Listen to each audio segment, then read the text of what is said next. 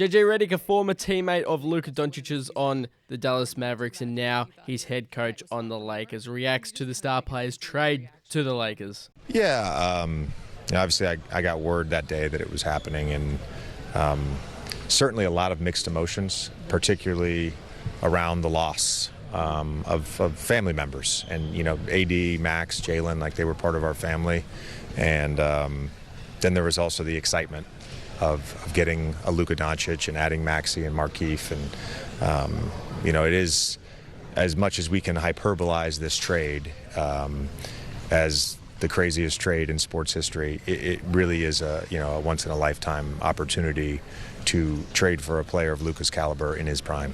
Obviously, there is the one element of the business side, and then to your point, the human side. How do you balance and process those emotions as you do have a job to do?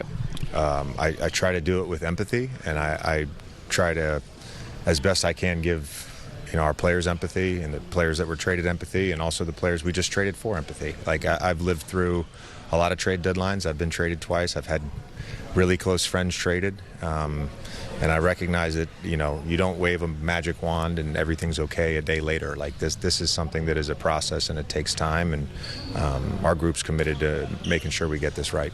When it comes to the magnitude, as you just touched on, you're also a historian of the game, you're a fan of the game. Have you had a moment to be able to just kind of step back and really feel what just happened?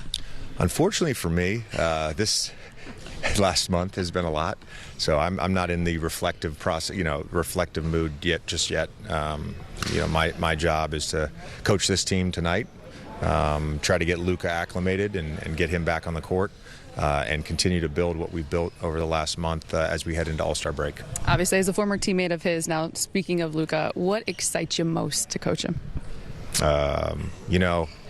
Playing against Luka, playing with Luka, playing against LeBron, coaching LeBron, playing against Kobe, like the killer mentality, the competitive nature.